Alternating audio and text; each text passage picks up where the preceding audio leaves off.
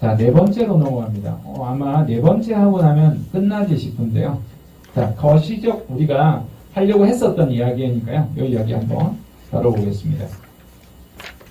솔직하게 나는 미래가 여러분 낙관적으로 보인다, 긍정적으로 보인다라고 하면 한 부류, 아니야, 난 비관적으로 좀 부정적으로 미래를 보고 있다라면 부자입니다. 자, 솔직하게 난 낙관적으로 보고 있다. 미래는 난 솔직하게 좀 비관적으로 보고 있다. 손 안 드는군요. 안 좋게 바라볼까봐 그렇게 생각할지 모르겠지만 이 두 가지 시각이 다 중요하다는 거예요. 저는 환경운동가 이 길스톤의 이야기가 되게 마음에 다가왔어요. 낙관주의자는 비행기를 만들지만 부정주의자, 비관주의자는 미래를 대비한다는 거예요.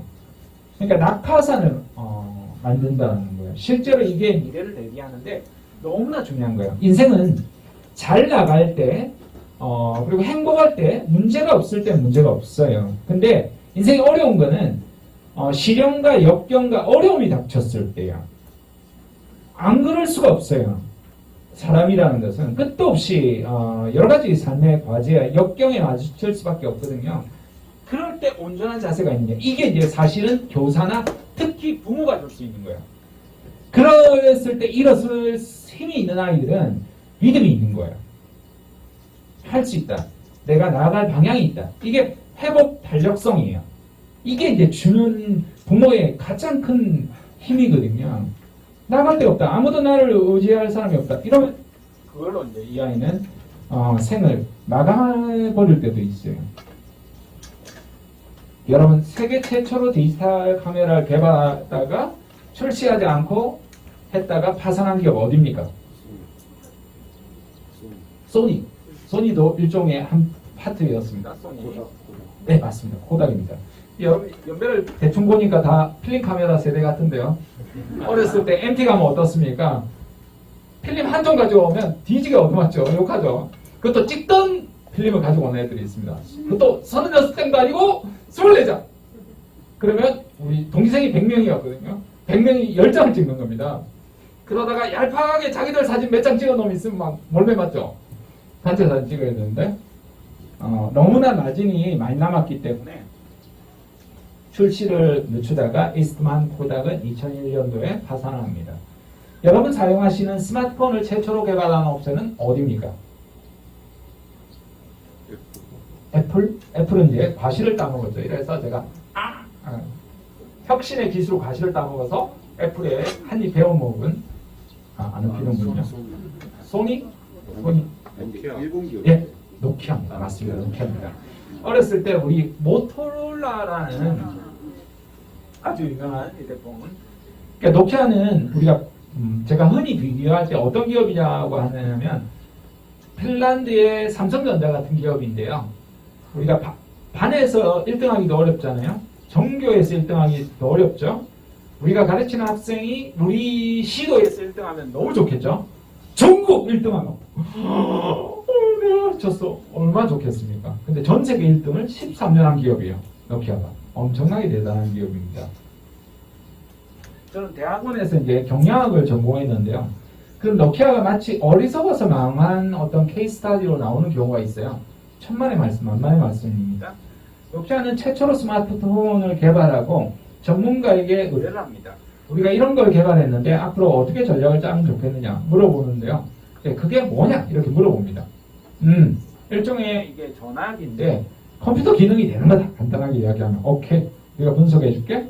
그리고 나서 막대한 돈을 비용을 받고 나서 뭐라고 분석해 주느냐면요. 봐라. 모든 시장에는 명품백, 명품차, 명품시계 이런 것처럼 프리미엄 시장이 있다. 이건 세계 시장의 1%에서 2%다. 그런데 너네는 지금 현재 세계 시장을 잠식하고 있는데 괜히 이거 생산 라인 다 바꾼다고 하면 굳이 손해다. 이 1, 2% 때문에 굳이 그럴 필요 없다라고 패착을 일으킵니다. 물론 전문가의 의견을 또 자기가 재해석해서 받아들일 수도 있을 건데 그대로 수용을 하면서 이렇게 하는 망합니다. 반대로 삼성전자는요.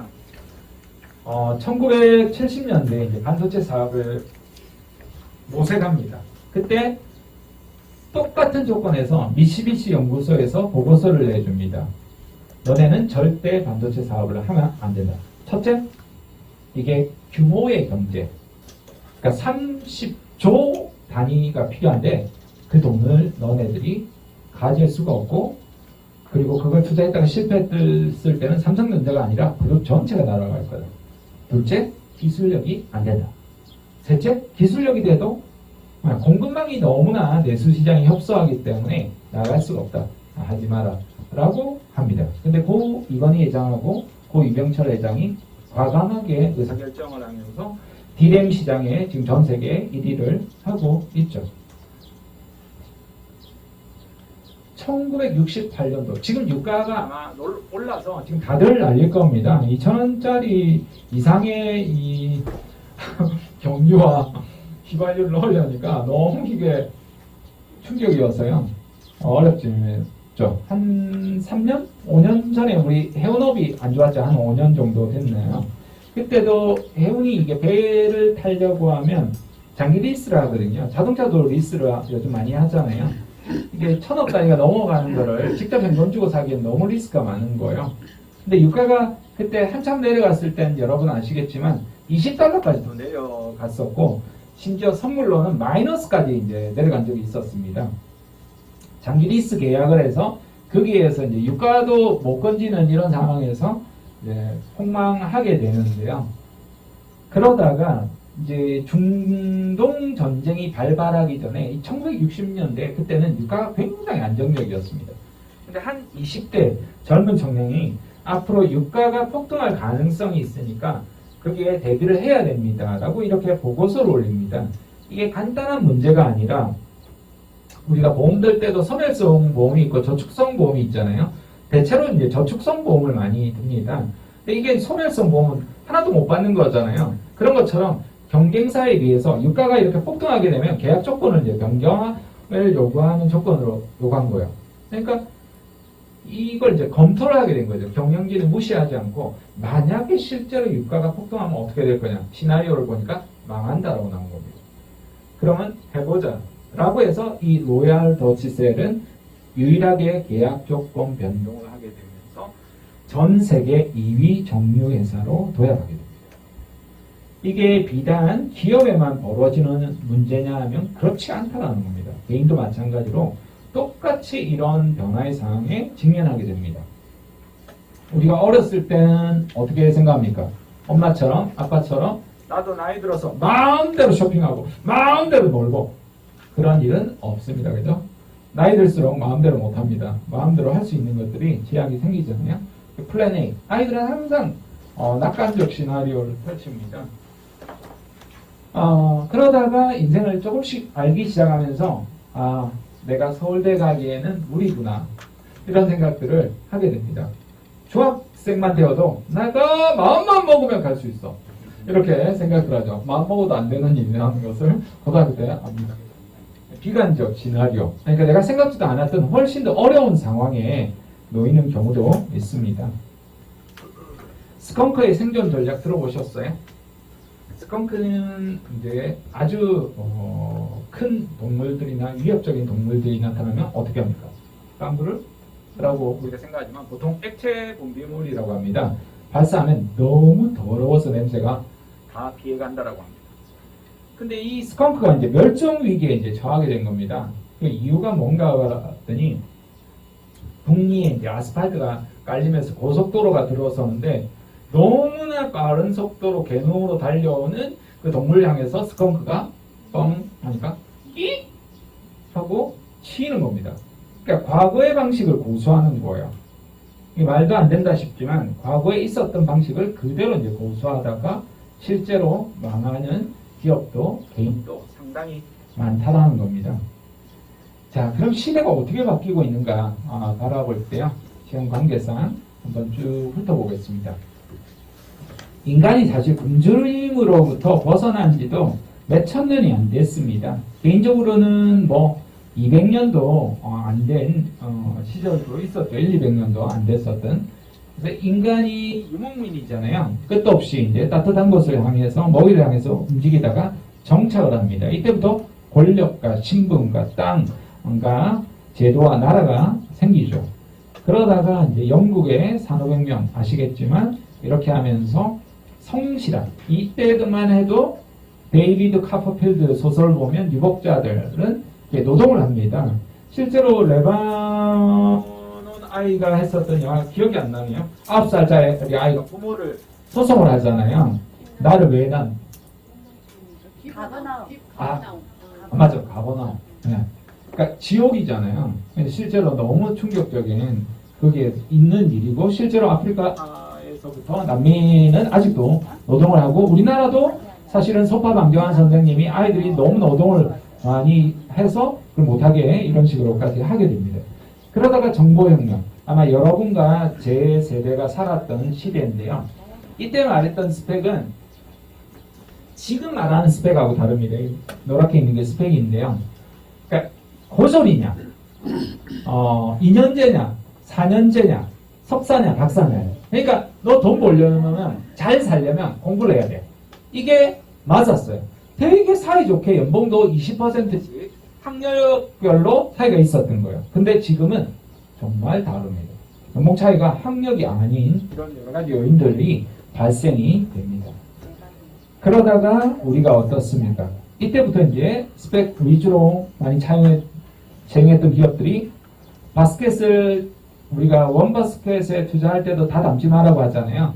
그러니까 역량 인재와 스펙 인재들을 가지고 전에는 여기를 90% 이상 뽑았다면 여기를 이제 10%, 20%, 30%, 40% 지금은 거의 거꾸로 여기가 60% 이상이 올라갔다는 거예요. 역량 중심으로 보면서 굉장히 통합적 사고 능력들을 중요시 여깁니다. 그리고 2016년도에 찰스 왑이 4.0 인더스트리 이야기하면서 4차 산업혁명 언급이 있었고요. 원래도 이제 강의 할 때 4차 산업혁명으로 이렇게 했다가 제가 그냥 바꾸었거든요. 그러면 굉장히 좀 오해할 여러 가지 요인들이 있어가지고요. 했습니다. 근데 코로나 이전에 기억나시겠지만 모든 교육과정을 다 4차 산업혁명으로 언급을 했었습니다. 그러다가 코로나가 닥치면서 4차 산업혁명의 쓰나미가 싸대기를 전 국민을 한 대씩 다 때린 겁니다. 얼얼하지 않으세요? 처음에 어떻게 온라인 수업을 해야 되나 정신없이 했었던 아마 그런 기억들이 있을 겁니다. 근데 이 쓰나미가 다 쓸고 가버리니까 좀 아직도 잘 모르는 이 시기가 어떻게 변화에 생존해야 되는가를 모르는 경우들이 제법 있습니다. 이 사람들이 앞으로 이제 어려워질 수 있는 요인들이 되게 많습니다. 개인이 이제 주도하는 사회로 올라간다 이렇게 봅니다. 특히 이제 대표적인 변화 중에 하나가 수명의 변화입니다. 1900년도까지만 해도 거의 40대 평균 수명이 40대 있다가 폭발적으로 이제 올라가죠. 2배가 올라갑니다. 지금은 다들 이제 100세 시대라고까지 이야기를 하잖아요. 한국과 일본이 가장 평균 수명이 높죠. 그런데 조금 여기에 충격적인 이야기는 평균 수명은 늘었는데 건강 수명은 줄었다는 겁니다. 그러니까 집에서 건강하게 있다가 돌아가시는 게 아니라 지금 이제 병원이나 요양원에 있다가 이제 평균 수명이 늘어났을 뿐이지 건강 수명은 줄어들었기 때문에 여기에 대한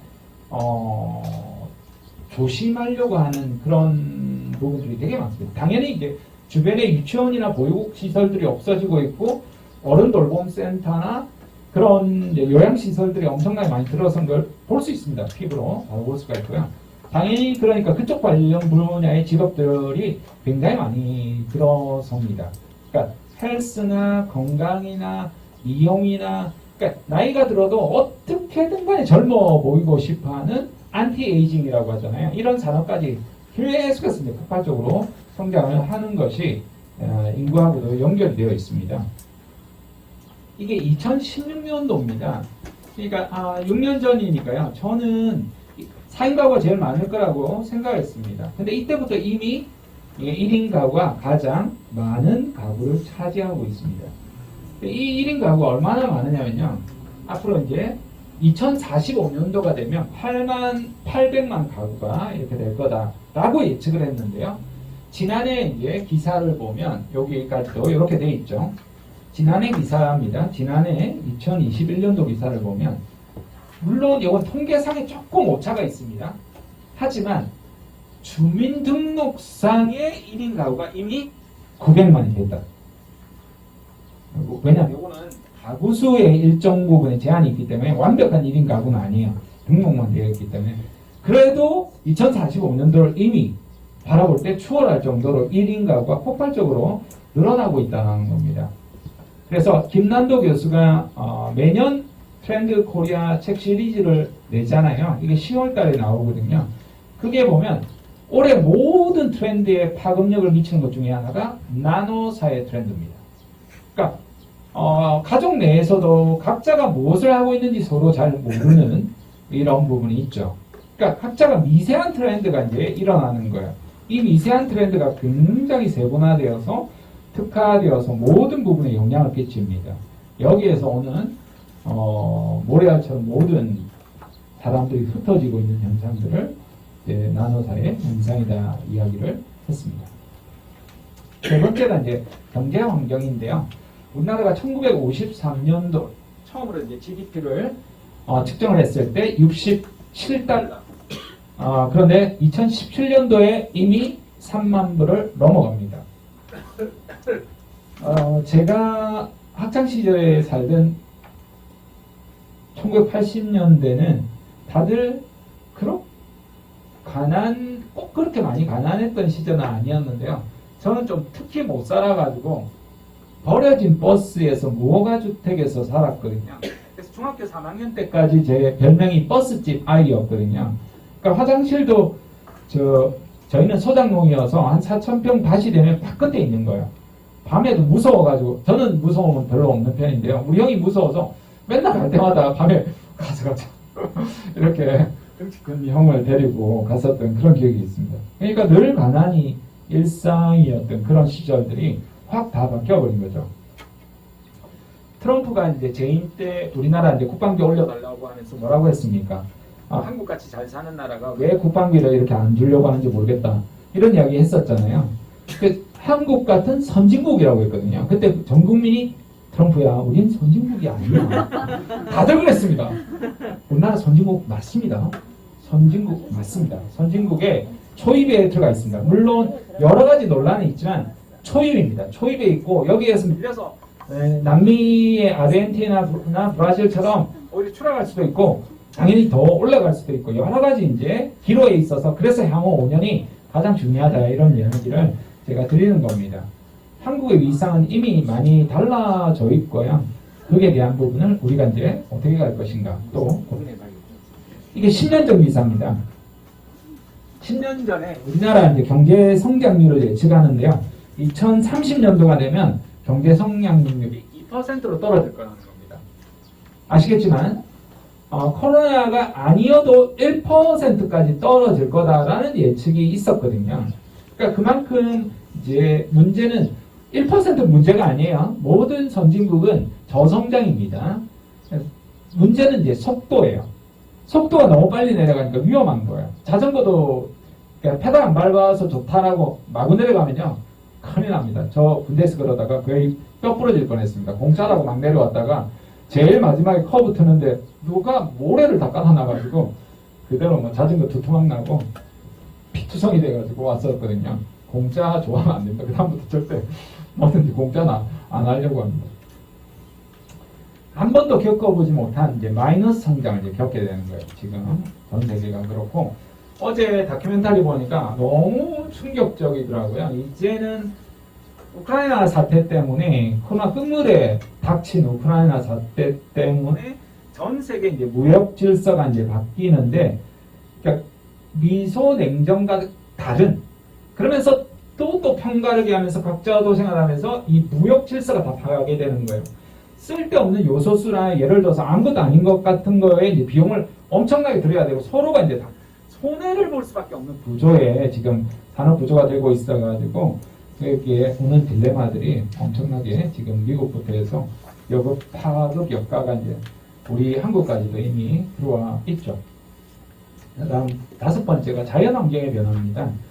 인간이 어떻게 자연과 더불어서 함께 해 나갈 것인가, 여기에 대한 직업이 너무나 이제 방대하게 있고 우리 삶에 많은 영향을 끼치고 있죠. 거기에서 또 충격적이었던 다큐멘터리 중에 하나가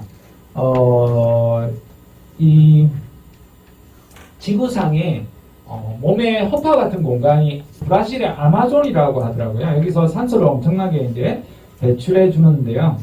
16,000군데 이제 불을 낸 거예요.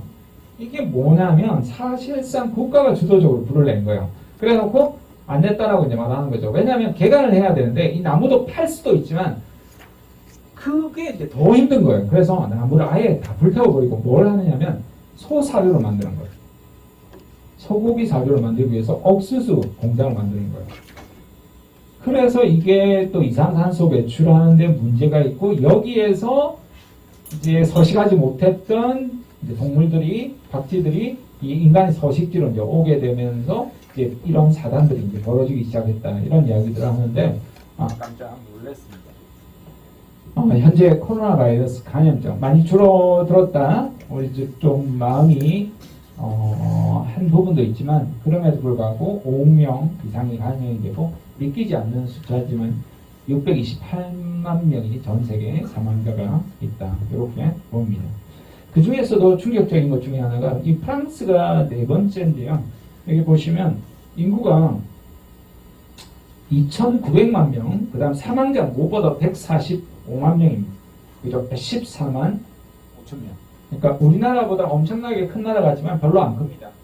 6,500만 명밖에 안 됩니다, 프랑스가. 그러니까 엄청나게 나름대로 그래도 선방했다, 이렇게 볼 수 있습니다. 이분이 가지고 있는 이 유리병이요, 1년 동안 버린 4인 가족 쓰레기라고 합니다. 그래서 제가 너무 충격적이어서, 우리가 하루 버리는 쓰레기 양보다 더 좋은 거예요. 안 그래요? 그래서 쓰레기가 나올 수 있는 것들은 일체 안 쓴다는 거예요, 이분들은. 그래서 너무 깜짝 놀라서 제가 사진을 이렇게 찍었던 기억이 있는데요.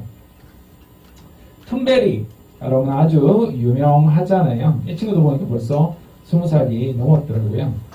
그래서 우리가 당신들을 지켜볼 겁니다. 그러니까 기업들에서부터 모든 것들을 이제 보는 거죠.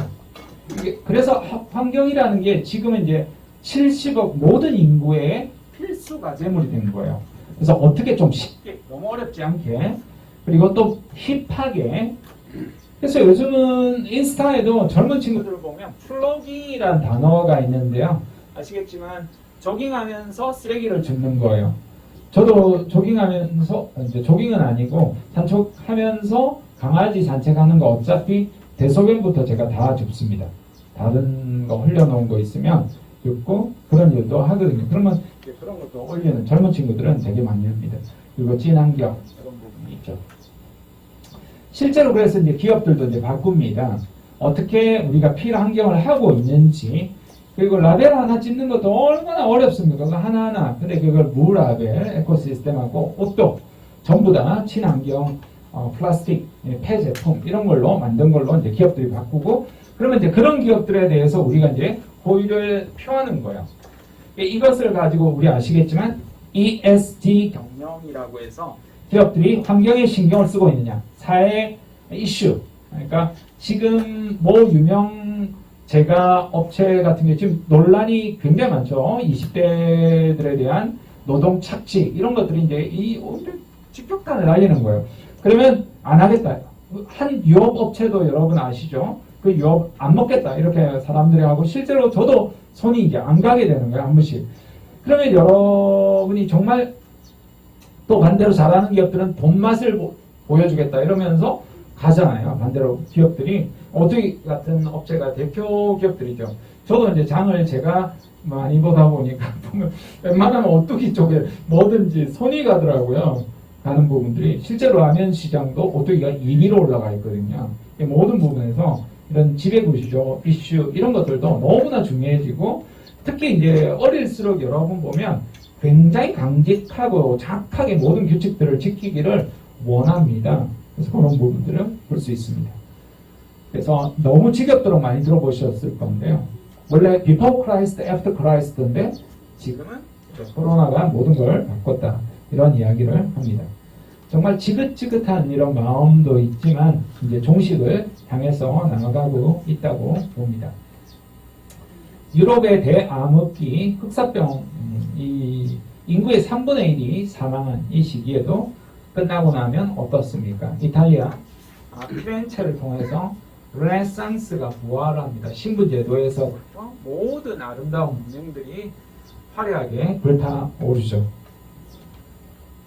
자, 코로나 이후에 도대체 수혜자가 누가 될 것인가? 여기에 대한 딜레마가 되게 많이 있는데요.